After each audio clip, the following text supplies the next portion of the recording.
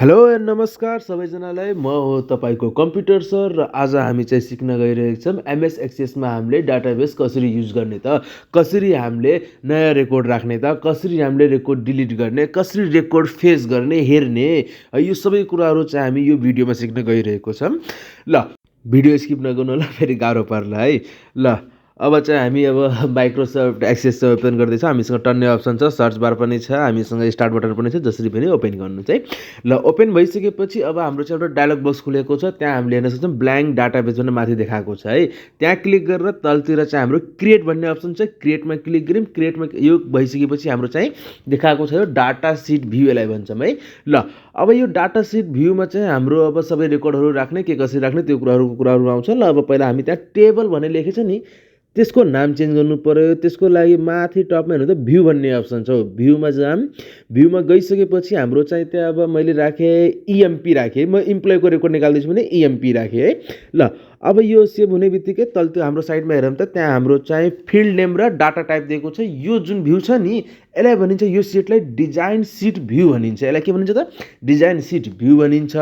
अब यसमा हामीले के गर्ने त हामीले जुन कलमहरू एड गर्ने हो टेबलमा त्यो कुराहरू हामी राख्ने हो। कुन कुन रेकर्ड हामीलाई चाहिएको त्यो हामीले यहाँ राख्छौँ।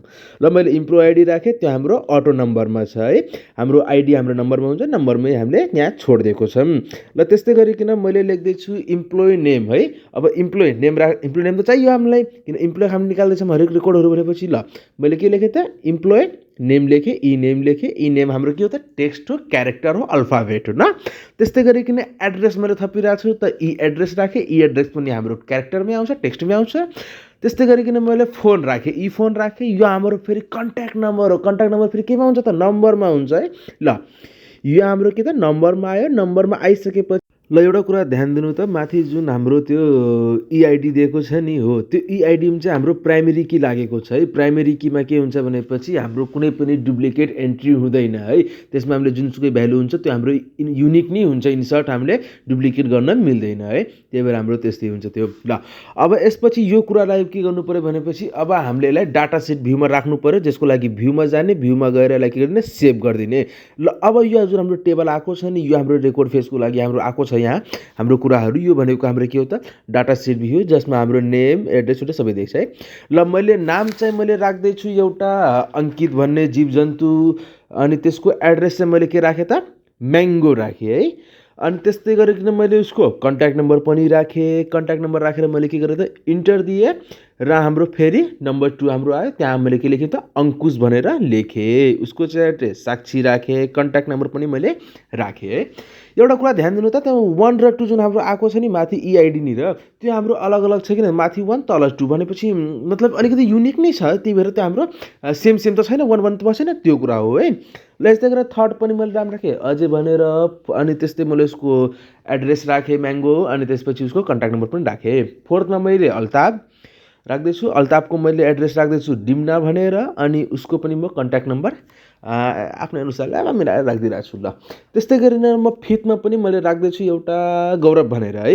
ल अब गौरवको चाहिँ एड्रेस मैले राख्दैछु म्याङ्गो भनेर है। हाम्रो चाहिँ 3वटा म्याङ्गो हुँदैछ है। माथि एड्रेसमा हेरौँ, ल म पछितिर भन्छु यो कहाँ म्याङ्गो काम लाग्यो त कुन कुरामा, त्यो हामी थाहा पाउँछौँ है। ल म्याङ्गो भइसक्यो। अब यसको पनि कन्ट्याक्ट नम्बर हामीले राख्यौँ। अब यो जुन कुरा भइसकेको छ यो कुरालाई अब हामीले के गर्नु सेभ गर्नु पऱ्यो। मैले नर्मली यसलाई क्लिक गरिदिइरहेको छु। ल अब नेक्स्ट स्टेपतिर अब हामी गइरहेछौँ, रेकर्ड फेजकोतिर हामी गइरहेको छ। अब यो कुरालाई अब हामीले हेर्नु पऱ्यो भनेपछि मैले माथि क्रिएटमा गएँ। क्रिएटमा जाने बित्तिकै त्यहाँ हेर्नु त क्वेरी विजार्ड छ, क्वेरी विजार्डमा गएर सिम्पल क्वेरी विजार्डमा गयो। त्यसपछि अराउन्ड 1-2 सेकेन्ड लिन्छ, 2-4 सेकेन्ड, अनि खुलिहाल्छ है।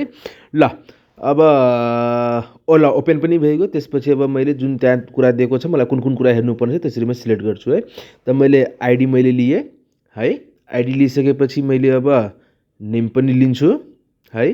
अनि त्यसपछि अब यो फोन र हाम्रो एड्रेस बचेको छ, यसलाई पनि दुइटै सँगै लिनको लागि मैले के गर्छु तलको बटन मैले क्लिक गरेर लिइहालेँ है। ल अब पालो कसको त नेक्स्टको, यो सबै कुरा मलाई हेर्नुपर्ने छ। यो रेकर्ड सबै कुरा मलाई चाहिएको छ भने नेक्स्ट गरेँ, त्यसलाई एज अ टी सेम राखिदिएँ, नेक्स्ट गरेँ। अनि त्यसपछि त्यहाँनिर मोडिफाई द क्वेरी भनेर अप्सन छ क्या हो, त्यसलाई के गरिदिएँ त मैले फिनिस गरिदिएँ। ल यो फिनिस भइसकेपछि जुन हाम्रो डायलग बक्स खुलेको छ नि हाम्रो यो इम्प्लोइ क्वेरीको हो, यहाँबाट मानव हामीले अब कसैले सोधिदियो हामीलाई कि मलाई म्याङ्गोमा कतिजना बस्छन् त, त्यो एड्रेसमा कतिजना बस्छन् त, त भने त्यो कुरा कसले सोधिदियो भनेपछि कसरी निकाल्ने त त्यो कुराको लागि फेरि म इम्प्लोइ क्वेरीमा जान्छु इम्प्लोइ क्वेरीबाट म त्यहाँबाट डिजाइन भ्यूमा जान्छु त्यहाँबाट म इम्प्लोइ एड्रेसमा गएर त्यहाँ मैले के लेख्छु त मैले लेखेँ म्याङ्गो सिम्पली के लेखेँ त म्याङ्गो मैले लेखेँ म्याङ्गो लेखेर माथि टप हेर्नु त रन भन्ने अप्सन छ क्या क्लिक ल क्लिक गर्ने बित्तिकै के भयो त हाम्रो त्यहाँ म्याङ्गोमा कतिजना छन् त त्यहाँ हाम्रो सो गरिदियो है म्याङ्गोमा कतिजना छन् त हाम्रो यहाँ 2 जना देखाएको छ तर यहाँ त 3 जना रहेछन् है म्याङ्गोमा हेरौँ त एउटा अङ्कित एउटा अजय अनि गौरव गौरवको चाहिँ सो गरेन हाम्रो त्यहाँ कसको सो गर्यो त अङ्कित र अजयको सो गर्यो भने कहिले कस्तो यस्तो प्रब्लम हुनसक्छ तर त्यस्तो केही त्यो फल्टको हो फेरि एकचोटि अरूको हेरौँ न चेक गरौँ एकचोटि ल मैले काटेर मैले के हेरेँ त मैले यसको साक्षीको राख्न रहेको छु है साक्षीमा को बस्छ साक्षीमा एकजना मात्रै छ न अङ्कुश भन्ने रन गरेँ ल अङ्कुशको चाहिँ एकजना देखियो तर उसमा म्याङ्गोमा चाहिँ 3 जना नदेखेर 2 जना मात्रै देखियो है यसलाई एक्चुअली फेरि रिचेक नै गर्नु पऱ्यो है एक्चुअली फेरि हामी म्याङ्गो एकचोटि ट्राई गरौँ त फेरि आउँछ कि आउन्न भन्ने कुराहरू हुन्छ केमा फल्ट रहेछ है म फेरि इम्प्लोइ क्वेरीमा गएर अनि त्यहाँबाट म फेरि डिजाइन भ्यूमा जान्छु डिजाइन भ्यूमा गएर अनि त्यहाँबाट मैले म्याङ्गोको ठाउँमा अब राख्नेवाला छु है साक्षीको ठाउँमा म्याङ्गो राख्नेवाला छु म ल अब म्याङ्गो राखिसकेपछि फेरि मैले के गर्ने त रन गरिदिएँ रन गरिदिएपछि ल अब 3वटा देखायो कहिले कसो चाहिँ यो सफ्टवेयरकै फल्ट हो है यसमा चाहिँ कुनै पनि कुराको आत्तिनु पर्दैन त यो त्यस्तो कहिले कसो भइहाल्छ त्यो कुराहरू है ल अब मानम अब हामीलाई चाहिँ यही कुरालाई अब मानम कसैको रेकर्ड मलाई चाहिएको छ मलाई एड्रेस नभएर मलाई अरू कुनै चिजबाट आइडीबाट होस् नेमबाट होस् कन्ट्याक्ट नम्बरबाट होस् त्यो कुनै पनि कुराले पनि हामी उसको सबै रेकर्ड निकाल्न पाउँछौँ है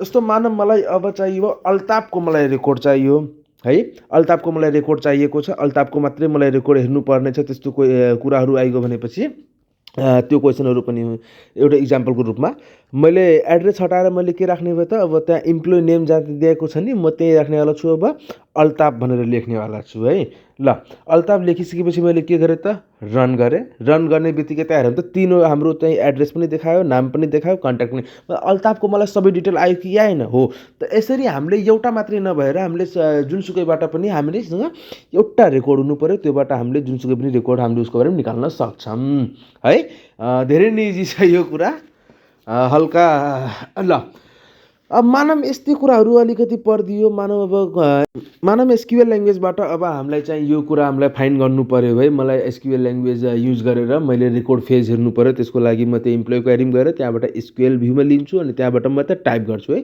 सिलेक्ट स्टार फ्रम के त इम्प्लोइ जहाँबाट टेबल नेम हुन्छ वेयर आइडी हाम्रो के हुन्छ त इम्प्लोइ आइडी हाम्रो कति छ त 3 भनेर मैले एक्जाम्पल 3 मानेछु मैले अनि त्यहाँ गएर मैले यसलाई के गरिदिएँ त सेभ गरिदिन्छु है ल सेभ गर्ने बित्तिकै हाम्रो के भयो त भनेपछि त्यहाँ अब 3 नम्बरमा को छ त अजयको हाम्रो अब के आयो त सबै रेकर्ड त्यहाँ सो गर्यो त यसरी हामीले एसक्युएल ल्याङ्ग्वेजबाट पनि हामीले रेकर्ड चाहिँ फेच गर्न पाउँछौँ र नर्मली हामीले त्यसरी पनि गर्न पाउँछौँ डिजाइन भ्यूबाट पनि एसक्युएल भ्यूबाट पनि हामीले गर्न पायौँ अब मानव मलाई कुनै रेकर्ड मलाई डिलिट गर्नुपर्ने छ भने सिम्पल राइट साइडमा जाने अनि त्यहाँबाट आएर डिलिट रेकर्ड गर्ने अनि त्यहाँबाट यस गरिदिने हाम्रो के भयो त रेकर्ड डिलिट भइगयो है ल आजको भिडियोमा चाहिँ हामीले के सिक्यौँ त हामीले कसरी नयाँ रेकर्ड राख्ने कसरी हामीले फेस गर्ने कसरी हामीले के गर्ने हरेक कुराहरू हामीले चाहिँ यसमा सिक्यौँ यस्तै कम्प्युटर सम्बन्धी टपिकहरू हेर्न चाहनुहुन्छ भने सब्स्क्राइब गर्नुहोला